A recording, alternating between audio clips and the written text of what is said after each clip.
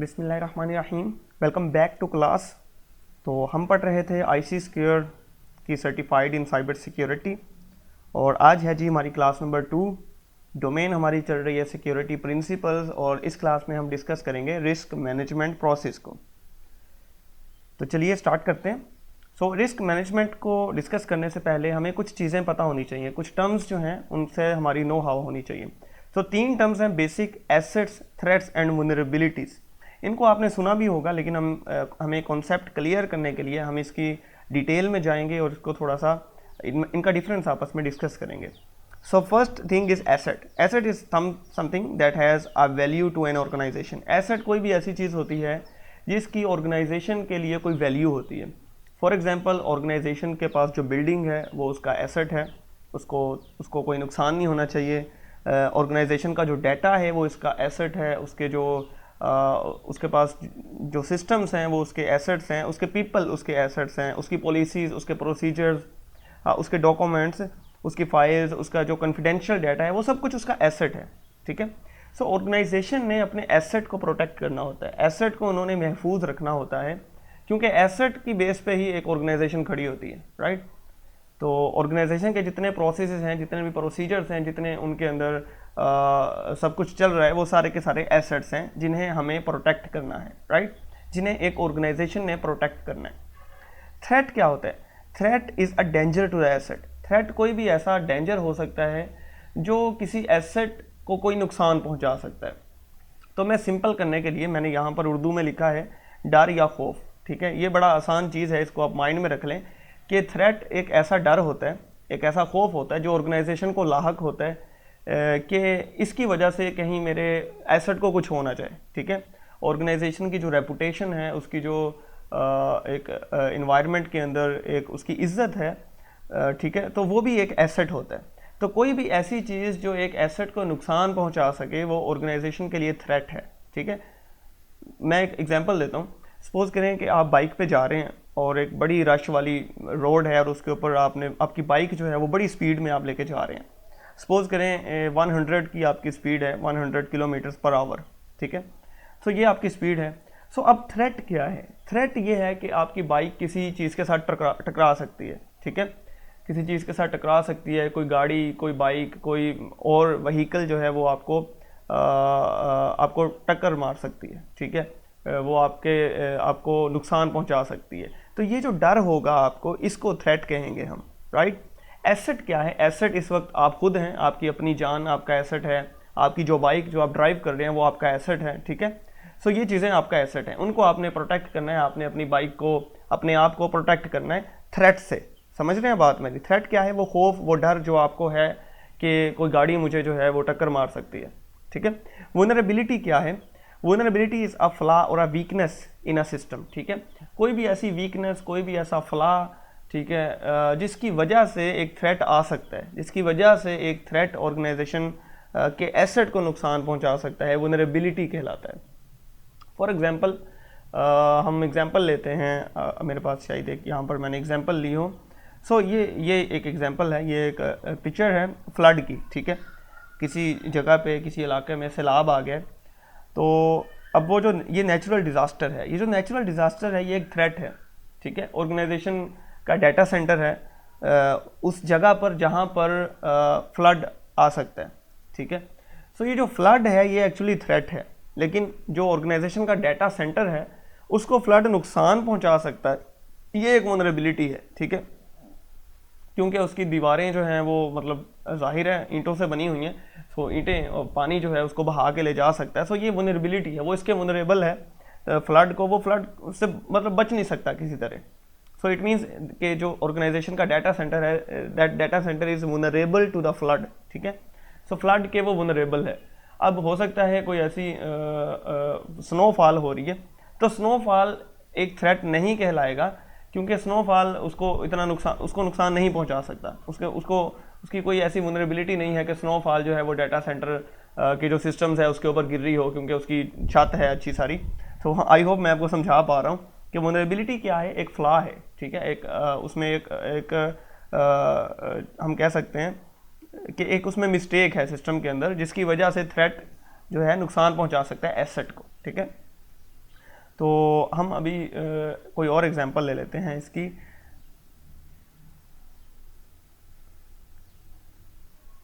Suppose करें एक घर है और उसकी जो आउटर वॉल है, ठीक है, जो दीवार है बाहर वाली, उसके ऊपर दरवाज़ा नहीं लगा हुआ, राइट। सो दरवाज़ा नहीं है, वैसे ही खुला है। इट मीन्स कोई भी आ सकता है, कोई भी चोर उचक्का, कोई भी डाकू लुटेरा, कोई भी घर के अंदर घुस सकता है। तो ये एक वल्नरेबिलिटी है, ठीक है। इस वल्नरेबिलिटी को हमें ख़त्म करना है, इस वल्नरेबिलिटी को पैच करना है। तो हम क्या करेंगे, हम वहाँ पर दरवाज़ा लगा देंगे, राइट। सो आई मीन्स के आई होप सो कि अब जो है वल्नरेबिलिटी आपको क्लियर हो जाएगी, ठीक है। वल्नरेबिलिटी क्या है कि वो दरवाज़ा जो है ही नहीं वहाँ पे, उसकी वजह से थ्रेट आ सकता है, राइट। अब वो थ्रेट क्या है, वो बंदा, वो लुटेरा, वो चोर चक्का जो चोरी कर सकता है, वो थ्रेट कहलाएगा, ठीक है। और एसेट क्या है, जो घर के अंदर सामान वगैरह पड़ा है, वो एसेट है जिसको नुकसान पहुंच सकता है। समझ गए। सो अब यहाँ पर एक क्विक नॉलेज चेक हो जाए, लेकिन नॉलेज चेक से पहले चलें हम रिस्क को आइडेंटिफाई कर सकते हैं। Risk is the intersection of these three terms. तो आप सोच रहे होंगे कि यार हमने तो रिस्क पढ़ना है, तो ये तीन चीज़ें तो चलें हमें समझ आ गया। तो रिस्क क्या होता है? रिस्क एक्चुअली इन तीन चीज़ों का कम्बिनेशन से बनता है। हमारा एसेट है, उसे हमने प्रोटेक्ट करना है थ्रेट से, ठीक है। थ्रेट किस वजह से आ सकता है? वल्नरेबिलिटी की वजह से, ठीक है। सो वो जो चीज़ थ्रेट की वजह से जो हमें डेंजर, जो नुकसान पहुंच सकता है, वो कहलाएगा हमारे लिए रिस्क, राइट। फॉर एग्जांपल हमने पहले एग्जांपल ली है कि आप बाइक पे जा रहे हैं, 100 की स्पीड है आपकी, और थ्रेट आपको क्या है? थ्रेट वो खौफ है, वो डर है, ठीक है, कि आपको कोई गाड़ी टक्कर मार सकती है, कोई व्हीकल आपके अंदर लग सकती है। अब रिस्क क्या है? रिस्क जो है वो थ्रेट की वजह से आता है, ठीक है। रिस्क ये होता है कि वो डर या खौफ जो आपको था, वही काम असल में हो चुका है। जब वो हो गया है तब वो रिस्क कहलाएगा, ठीक है। आपका एक्सीडेंट हो जाए, खुदा ना खास्ता, मतलब हम एग्जांपल ले रहे हैं, आपका एक्सीडेंट हो गया है तो अब वो रिस्क कहलाएगा, ठीक है। एक्सीडेंट उसका रिस्क है, समझ रहे हैं बात? एक्सीडेंट उसका रिस्क है, किसी गाड़ी का आपके अंदर लगना वो थ्रेट है, ठीक है। सो थ्रेट की वजह से रिस्क आता है। आई होप सो कि यू अंडरस्टैंड द डिफरेंस, ठीक है। There is a difference. Threat, risk जो है वो थ्रेट का फंक्शन है। इट मीन्स रिस्क थ्रेट की वजह से आता है। थ्रेट किस वजह से आ सकता है? वल्नरेबिलिटी की वजह से। समझ रहे हैं रिलेशन बीच में, ठीक है। वल्नरेबिलिटी क्या है? वल्नरेबिलिटी ये है कि आप बाइक के ऊपर, ज़ाहिर है, अनप्रोटेक्टेड बैठे हैं, आपकी बाइक 2 टायर्स के ऊपर है, अनस्टेबल है, राइट। सो किसी भी जगह पे बाइक थोड़ा सा इम्बैलेंस्ड हुई, और आप जो है वो एक्सीडेंट का रिस्क अब आपको फेस करना पड़ जाएगा, समझ रहे हैं। उस एक्सीडेंट की वजह से अब आपको इंजरी हो सकती है। Injury is also a risk. आपकी बाइक जो है वो ख़राब हो सकती है, नॉन फंक्शनल हो सकती है, which is also a risk. और उसके अलावा जो है आप अगर कोई काम करते हैं, कोई स्टूडेंट हैं, आप जो है वो हॉस्पिटलाइज हो जाएंगे, this is also a risk, समझ रहे हैं। मल्टीपल रिस्क एसोसिएटेड हो सकते हैं एक एक्टिविटी के साथ, समझ रहे हैं। थ्रेट सिर्फ ये था कि गाड़ी आपके अंदर लगी, लेकिन उसकी वजह से रिस्क कितने सारे आपको आ रहे हैं, ठीक है। आपकी बाइक वल्नरेबल है किस चीज़ के इम्बैलेंस हो सकती है आपकी बाइक, ठीक है। आपकी बाइक में कोई गाड़ी हल्का सा टच करेगी तो आपकी बाइक जो है वो उसका जो बैलेंस है वो बिगड़ जाएगा और वो गिर सकती है। So this is the vulnerability कि योर बाइक इज़ वल्नरेबल। अच्छा जी, अगर आप वीडियो देख रहे हैं तो आपने करना ये है कि यहाँ पे आपने वीडियो को पॉज करना है, और ये जो टर्म्स अभी हमने पढ़ी हैं, एसेट, थ्रेट, वल्नरेबिलिटी और रिस्क, आपने इसकी एग्जांपल्स को सर्च करना है इंटरनेट के ऊपर। क्योंकि जब हम एग्जांपल किसी की देखते हैं ना, तो हमें बड़े अच्छे से एक कॉन्सेप्ट क्लियर हो जाता है। तो अगर आपको ये टर्म्स क्लियर नहीं होंगी तो इससे आगे आपको कुछ समझ नहीं आएगा, ठीक है। तो वीडियो को यहाँ पर पॉज करें, सर्च करें examples of threats, examples of risk, examples of vulnerabilities, examples of assets, right. जब आपको ये चारों चीज़ें क्लियर हो जाएं फिर वापस आएँ और इससे आगे कंटिन्यू करें। तो मैंने आपको एग्जांपल दी थी फ्लड की, ठीक है। एक फ्लड जो है, एक सैलाब जो है, वो ऑर्गेनाइजेशन के डाटा सेंटर के लिए एक थ्रेट है। So there is a quick knowledge check. Previous video में हमने कॉन्फिडेंशियलिटी, इंटेग्रिटी और अवेलेबिलिटी पढ़ा है। ये कॉन्सेप्ट आपका थ्रू आउट द कोर्स चलेगा। ये जो CIA ट्रायड है, ये आपकी जान नहीं छोड़ने वाला, ठीक है। सो इससे कुछ इस टाइप का क्वेश्चन आ सकता है। A natural disaster is a threat to, means के ऑर्गेनाइजेशन में एक नेचुरल डिज़ास्टर आ गया है, ऑर्गेनाइजेशन को कोई फ्लड आ गया है, कोई और नेचुरल डिज़ास्टर आ चुका है। ये किस चीज़ को नुकसान पहुंचा सकता है? कॉन्फिडेंशियलिटी को, इंटेग्रिटी को या अवेलेबिलिटी को? तो इसका आंसर है जी अवेलेबिलिटी। राइट। क्योंकि जब वो नेचुरल डिज़ास्टर, सपोज हम एग्जांपल ले लेते हैं फ्लड की, सो फ्लड जो है वो डाटा सेंटर को टोटली अगर नुकसान पहुंचा देता है, टोटली उसे नॉन फंक्शनल कर देता है सिस्टम्स को, सो इट मीन्स सर्विसेज जो उसके ऊपर चल रही हैं उन सर्वर्स के ऊपर वो अवेलेबल नहीं होंगी यूज़र्स को, ठीक है। So that is a harm और अ थ्रेट टू अवेलेबिलिटी, ठीक है। कॉन्फिडेंशियलिटी के लिए क्यों नहीं है? क्योंकि कॉन्फिडेंशियलिटी का मतलब होता है कि डाटा लीक हो जाना, ठीक है। हमारा डाटा कहीं पे लीक नहीं हुआ, किसी अनऑथराइज पर्सन तक नहीं पहुंचा। इंटेग्रिटी होता है कि डाटा में अनऑथराइज मॉडिफिकेशन, डाटा वैसा था वो वैसा ही सर्वर के ऊपर पड़ा है, उसमें कोई चेंज भी नहीं हुई, ठीक है। नुकसान किसको पहुंचा है? अवेलेबिलिटी को, ठीक है। सो हमारा जो डाटा सेंटर था दैट वाज वुनरेबल टू फ्लड, ठीक है। वो फ्लड को वुनरेबल था। फ्लड क्या था? वो एक थ्रेट था, ठीक है। वो जो जब वो थ्रेट आया तो क्योंकि हमारा डाटा सेंटर ऑलरेडी वुनरेबल था तो उसकी वजह से डाटा सेंटर हमारा जो था वो ख़राब हो गया, ठीक है। उसके सिस्टम्स जो थे हमारे ख़राब हो गए। तो इस वुनरेबिलिटी को हम हैंडल कैसे कर सकते हैं? हम एक बैकअप डाटा सेंटर क्रिएट कर सकते हैं। सो एक डाटा सेंटर सपोज करें हमारे पास था लोकेशन ए पे, वहाँ पर फ्लड आ भी जाए तो हमारे पास बैकअप अवेलेबल है लोकेशन बी के ऊपर। सो हम जो है फ़ौरन से अपना लोकेशन बी वाला डाटा सेंटर जो है उसको फंक्शनल कर सकते हैं, ताकि अवेलेबिलिटी जो है वो हमारे यूज़र्स को के लिए कोई प्रॉब्लम ना बने, राइट। समझ रहे हैं? सो इस तरह से जो है हम अपने थ्रेट को, वनरेबिलिटी को, रिस्क को, और जो है हमने और क्या पढ़ा है? Threat, vulnerability, risk and the assets, ठीक है। इनके बीच में रिलेशन आपको समझ आना चाहिए। सो नेक्स्ट बड़ा इंपॉर्टेंट कॉन्सेप्ट है threat actor versus threat vector. Threat actor is anyone with a mission to damage an organization's asset.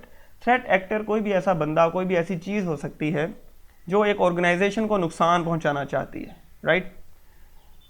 और थ्रेट वेक्टर क्या होता है? थ्रेट वेक्टर ऐसा मेथड है, ऐसा तरीका है जिसकी वजह से थ्रेट एक्टर नुकसान पहुंचाएगा उसको, ऑर्गेनाइजेशन को, ठीक है। सो थ्रेट एक्टर कोई पर्सन हो सकता है। हम एक एग्जांपल ले लेते हैं। सपोज करें ये दो बाइसिकल्स हैं हमारे पास, ठीक है। तो आप मुझे बताएं ज़रा कि इनमें से कौन सी बाइसिकल जो है वो ज़्यादा वुनरेबल है थेफ्ट, ठीक है। थेफ्ट के वुनरेबल कौन है? कौन सी बाइक ज़्यादा आसानी से चोरी हो सकती है? सो आपका सबका आंसर होगा लेफ्ट वाली, क्योंकि इसको लॉक नहीं लगा हुआ, राइट। इसको लॉक नहीं लगा हुआ, ठीक है। तो this bicycle is an easy target for the threat actors, ठीक है। थ्रेट एक्टर वो बंदा है जो बाइक को चोरी करता है, ठीक है। वो पर्सन जो बाइक्स को चोरी करता है वो थ्रेट एक्टर है। थ्रेट वेक्टर क्या हो सकता है? थ्रेट वेक्टर वो मेथड है जिसको यूज़ करते हुए उसने बाइक को चोरी किया। फॉर एग्जांपल सपोज करें ये जो राइट साइड वाली बाइक है इसको लॉक लगा हुआ है। अब यहाँ पर हो सकता है उसके पास कोई मास्टर की हो जिसकी वजह से वो ये लॉक ओपन कर ले और बाइक को ले जाए। सो वो जो मास्टर की उसने यूज़ की, वो जो मेथड उसने यूज़ किया, that is the threat vector. वो थ्रेट वेक्टर है, ठीक है। समझ रहे हैं बात मेरी? सही है। अब इन दोनों सिनेरियोज की बात कर लेते हैं। अब हम एक छोटा सा क्वेश्चन आपके सामने मैं रखता हूँ। ये जो लेफ्ट वाली बाइक है, सपोज करें ये एक हाईली सिक्योर्ड एरिया में खड़ी है, एक हाईली सिक्योर्ड एरिया में पार्क है। हम सपोज कर लेते हैं कि किसी गवर्नमेंट जो है ऑफिस, उसकी पार्किंग में ये जो है ये बाइक खड़ी है। और ये जो राइट वाली बाइक है ये हमारे पास खड़ी है जी किसी बाज़ार के अंदर जहाँ पर बहुत ज़्यादा रश है। तो कौन सी बाइक जो है, आप दोनों के बारे में मुझे बताएं, कौन सी बाइक ज़्यादा वुनरेबल है थ्रेट को, ठीक है। तो आप सबका आंसर होगा कि राइट वाली बाइक, ठीक है, एग्जैक्टली। क्योंकि यहाँ पर रश वाली जगह है, रश में पता नहीं चलेगा कि जो है ना कौन सा बंदा जो है वो थ्रेट एक्टर है, ठीक है। सो वो आके इस बाइक को ये ज़्यादा वुनरेबल है, ठीक है। और ये जो लेफ़्ट वाली बाइक है ये कम वुनरेबल है क्योंकि ये एक सिक्योर एरिया में पार्कड है। तो समझ रहे हैं बात कि इन्वायरमेंट की वजह से वुनरेबिलिटी का जो इफ़ेक्ट है वो चेंज हो सकता है। हमें हो सकता है, पॉसिबल है, इन्वायरमेंट की वजह से ये लेस वुनरेबल है और ये ज़्यादा वुनरेबल है। समझ रहे हैं बात? हालांकि ये वाली जो बाइक है ये प्रोटेक्टेड भी है, इसके ऊपर ये कंट्रोल भी इसके ऊपर लगा हुआ है, इसको प्रोटेक्ट भी किया गया है। सो इसी को हम आगे भी देखेंगे। आगे हमारे पास दो चीज़ें और हैं, likelihood of occurrence versus impact. Likelihood of occurrence होता है चांस, ठीक है, कि कितना चांस है एक थ्रेट जो है किसी वुनरेबिलिटी को एक्सप्लॉइट करके ऑर्गेनाइजेशन को नुकसान पहुंचा सकता है। अब ये बड़ी अजीब सी आपको सेंटेंस लगेगा कि यार ये क्या, वुनरेबिलिटी को एक्सप्लॉइट करना, तो ये बड़ी अजीबोगरीब सी फिक्रा हो गया, हमें तो समझ नहीं आ रही। तो वुनरेबिलिटी मैं आपको समझा चुका हूँ ऑलरेडी। एक्सप्लॉइट का मतलब होता है उसका बेनिफिट उठाना, उसका फ़ायदा उठाना, ठीक है। जैसे हमने एग्जांपल ली थी कि एक घर है और उसका गेट नहीं है, दरवाज़ा नहीं है उसका। सो अगर मैं एक थ्रेट एक्टर हूँ तो मैं क्या फ़ायदा उठा सकता हूँ, मैं उससे अंदर घुस सकता हूँ, छुप छुप के अंदर घुस जाऊँ और कोई चीज़ उठा लूँ, ठीक है, अगर मैं एक थ्रेट एक्टर हूँ, ठीक है। सो मैंने उस वनरेबिलिटी को एक्सप्लॉइट किया, मीन्स मैंने उस वनरेबिलिटी को यूज़ किया, समझ रहे हैं बात। और थ्रेट वेक्टर मेरा क्या था, मेरा मेथड क्या था, मैं चल के गया, दिस इज़ माई मेथड, मैं चल के गया, मैंने सारा सामान उठा के किसी चीज़ के अंदर पैक किया और मैं वहाँ से छू मंतर हो गया, ठीक है। So this is the likelihood of occurrence, ठीक है। एक बात और माइंड में रखनी है कि वनरेबिलिटी, यहाँ पर मैंने स्पेलिंग मिस्टेक किया, इधर VUL आना है, ठीक है। सो वनरेबिलिटीज़ अगर ज़्यादा होंगी, अगर ज़्यादा वनरेबिलिटीज़ हैं, so we may have higher chances of likelihood of occurrences, ठीक है। likelihood of occurrence means कि कितना चांस है एक थ्रेट के आने का, जो मैं आपको एक्सप्लेन कर चुका हूँ। इम्पैक्ट क्या होता है, इम्पैक्ट क्या होता है, measurement of damage faced by the organization, कितना डैमेज उसे फेस करना पड़ा उस थ्रेट की वजह से। हम वापस आते हैं बाइसिकल वाली एग्जांपल पे। सपोज करें सेम 2 बाइसिकल्स हैं, ठीक है। अब ये जो लेफ्ट वाली बाइसिकल है, हो सकता है ये किसी ऐसे बंदे की हो जिसकी ऑलरेडी अपनी बाइसिकल्स वाली कंपनी है, और राइट वाली बाइसिकल किसी ऐसे बंदे की है जो बेचारा स्टूडेंट है और जिसने पार्ट टाइम जॉब कर करके ये वाली बाइक परचेज़ की है, ठीक है। सो अब सपोज करें कि दोनों बाइक्स चोरी हो जाती हैं, दैट्स द थ्रेट, ठीक है। और मीन्स के अब रिस्क आ चुका है, दोनों बाइक्स चोरी हो चुकी हैं, दिस इज़ द रिस्क, और ये रिस्क आ चुका है, दोनों बाइक्स चोरी हो चुकी हैं। इम्पैक्ट क्या है, इम्पैक्ट क्या पड़ेगा दोनों पे। अब इम्पैक्ट का डिफरेंस होता है हमेशा। सो ये जो लेफ्ट वाली बाइक है, ये थी किसी ऐसे बंदे की जिसकी ऑलरेडी बाइसिकल्स वाली कंपनी है, ठीक है। इसको कोई फ़र्क नहीं पड़ा, इसने कहा खैर है, ठीक है, कोई बात नहीं। ये बेचारा स्टूडेंट था, अब इसको इम्पैक्ट ज़्यादा पड़ेगा, समझ रहे हैं बात मेरी, इसके ऊपर इम्पैक्ट ज़्यादा होगा, ठीक है। सो ये बात माइंड में रखनी है कि इम्पैक्ट जो है वो थ्रेट के ख़त्म होने पर ख़त्म नहीं हो जाता। इम्पैक्ट डिपेंड करता है कितनी देर तक चलता है। हो सकता है ये बेचारा जो है इसके ऊपर बहुत ज़्यादा असर हो इस चीज़ का, इसे बहुत ज़्यादा इसका फील हो, इसे जो है मतलब फील हो कि यार मैंने एक बाइक ली थी, मैंने अपनी हार्ड अर्न मनी से, और वो भी चोरी होगी, तो इसको ज़्यादा असर पड़ेगा, ठीक है।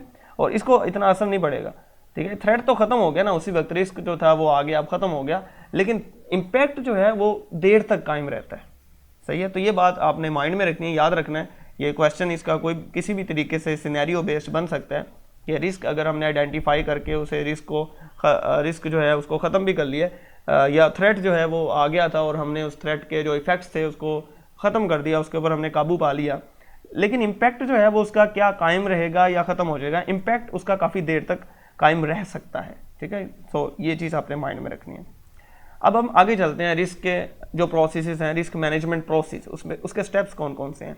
So first step is the risk identification. इसके नाम से ही जाहिर है रिस्क आइडेंटिफिकेशन होता है, हमने पहचानना है कि रिस्क कौन कौन से आ सकते हैं हमारी ऑर्गेनाइजेशन को, ठीक है। और अनदर इंपॉर्टेंट पॉइंट कि it's a recurring process. Recurring means कि इट्स अ कंटिन्यूस प्रोसेस। ये नहीं हो सकता कि आज आपने रिस्क आइडेंटिफाई कर लिया ऑर्गेनाइजेशन में और सालों साल अब आप बैठे हैं सुकून से कि चलें जी हमारे रिस्क आइडेंटिफाई हो गए हैं, अब हमें कुछ नहीं करने की ज़रूरत। तो ये कंटिन्यूस प्रोसेस होता है, आप बार बार रिस्क को आइडेंटिफाई करते हैं, फिर उनको करेक्टराइज करते हैं और एस्टिमेट देयर पोटेंशियल, ठीक है, और ये देखते हैं कि उसका इम्पैक्ट कितना हो सकता है, राइट। इसके बाद हम स्टेप होता है जो हमारे पास रिस्क असेसमेंट का। रिस्क असेसमेंट ये होती है कि आप प्रायोरिटाइज करते हैं। प्रायोरिटाइज का मतलब होता है तरजीह देना, ठीक है, कि कौन सी और किस रिस्क को ज़्यादा अहमियत देनी है और किस रिस्क को कम अहमियत देनी है। सपोज़ करें आप रोज़ाना जॉब पे जाते हैं और बाइक पे आपने जाना होता है, और सपोज़ करें आपकी जो जॉब है वो 30 किलोमीटर्स दूर है, अब आप बाइक के बगैर वहाँ नहीं जा सकते। हम सपोज़ कर लेते हैं कि वहाँ कोई बस भी नहीं जाती। अब एक दिन आप जो है रात को घर आए, आप बड़े थके हुए थे और आप सोने ही लगे थे कि आपने देखा कि आपकी बाइक में पेट्रोल नहीं है, right. So this is a high priority risk, ठीक है।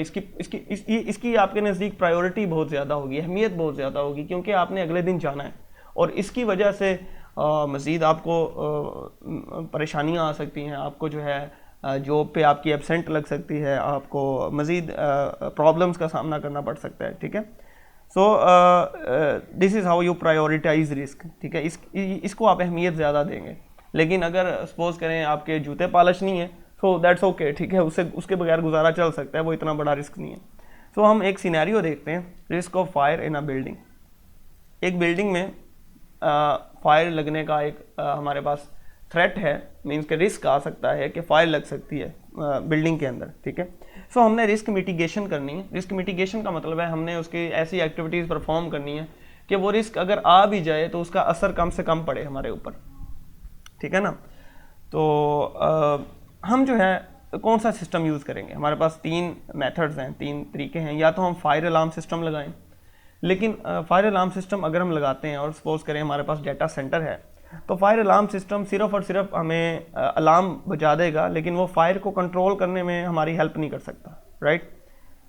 और दूसरा सिस्टम है sprinkler system. Sprinkler system water की बेस पे होता है। सो अगर हम स्प्रिंकलर सिस्टम चला देंगे तो हो सकता है हमारा जो डाटा है उसके सिस्टम्स के ऊपर स्टोर, उसको नुकसान पहुंच सकता है, क्योंकि वो इलेक्ट्रिकल सिस्टम्स हैं, राइट। तो शॉर्ट सर्किट्स हो सकता है, काफ़ी कुछ हो सकता है। हम अभी डाटा सेंटर का सिनेरियो देख रहे हैं। थर्ड जो सिस्टम है वो है हमारे पास गैस सिस्टम, लेकिन गैस सिस्टम जो है वो काफ़ी एक्सपेंसिव होता है, ठीक है। सो यहाँ पर किस बेस पे डिसाइड किया जाएगा कि कौन सा सिस्टम हमने डिप्लॉय करना है ऑर्गेनाइजेशन में। सो इस तरह के सिनेरियोज के लिए ऑर्गेनाइजेशन जो है वो रिस्क असेसमेंट को यूज़ करती है, ठीक है। ऑर्गेनाइजेशन देखेगी कि किस चीज़ की मेरे नज़दीक ज़्यादा अहमियत है। अगर तो वो उन सर्वर्स के ऊपर पड़ा हुआ डाटा बहुत ज़्यादा अहम है, दैट इज़ मतलब उसकी इम्पोर्टेंस बहुत ज़्यादा है, सो डेफिनेटली वो जो ऑर्गेनाइजेशन है वो गैस सिस्टम को डिप्लॉय करेगी। लेकिन अगर वो समझते हैं कि कोई बात नहीं, थोड़ा बहुत नुकसान हो भी गया तो हम हैंडल कर सकते हैं, तो वो स्प्रिंकलर सिस्टम पे जाएंगे। अगर बिल्कुल ही कोई लो प्रायोरिटी लोकेशन है तो सिंपल सिर्फ फायर अलार्म सिस्टम पे ही वो गुजारा कर लेंगे, ठीक है। समझ रहे हैं बात मेरी। तो इस तरह का सिनेरियो आपको आ सकता है, ठीक है। एक सिनेरियो आपको बना के दिया जा सकता है कि फलां ऑर्गेनाइजेशन है, उसका डाटा सेंटर है, तो अगर उसमें कहा गया है कि डाटा सेंटर और बहुत ज़्यादा उसकी इंपॉर्टेंस है, तो that means we should go with the most effective system which is gas system, ठीक है। सो यहाँ पर हम रिस्क मिटिगेशन को भी पढ़ चुके हैं। Risk mitigation is a process of, is not a processing, it's a process, ठीक है। सो यहाँ पर स्पेलिंग मिस्टेक है। So risk mitigation is a process of reducing risk to an acceptable level. Risk को इतना कम कर देना, रिस्क को इतना कम कर देना कि ऑर्गेनाइजेशन मतलब उसको हैंडल कर सके, ठीक है। तो उसको हम, इस प्रोसेस को हम रिस्क मिटिगेशन कहते हैं, ठीक है। समझ रहे हैं बात मेरी। फायर का हमारे पास रिस्क था, हमने 3 तरीके हैं हमारे पास उसे मिटिगेट करने के, ठीक है ना। कौन सा तरीका हमारी ऑर्गेनाइजेशन के लिए बेस्ट है, वो तरीका हम कैसे फाइंड आउट करेंगे, रिस्क असेसमेंट से। समझ रहे हैं बात मेरी। सो सबसे पहले हम करते हैं रिस्क आइडेंटिफिकेशन। और रिस्क आइडेंटिफिकेशन जो है ऑर्गेनाइजेशन में जितने भी हम एम्प्लॉयज़ होते हैं, ये सब की जिम्मेदारी होती है रिस्क को आइडेंटिफाई करना। सपोज करें कि एक एम्प्लॉय है, वो 9 to 5 जॉब करता है, 5 PM पे उसकी जॉब ऑफ हो जाती है। अब वो एक दिन जा रहा था और उसने देख लिया कि ऑर्गेनाइजेशन का जो बिल्डिंग है उसका बैक डोर ओपन है, ठीक है, उसका बैक डोर को लॉक नहीं लगा होता। ये एक रिस्क है। तो उसकी जिम्मेदारी है कि वो मैनेजमेंट को कन्वे करे कि ऑर्गेनाइजेशन को, बिल्डिंग को रिस्क हो सकता है क्योंकि बैक डोर ओपन रहता है, ठीक है, कोई थ्रेट आ सकता है वहाँ से।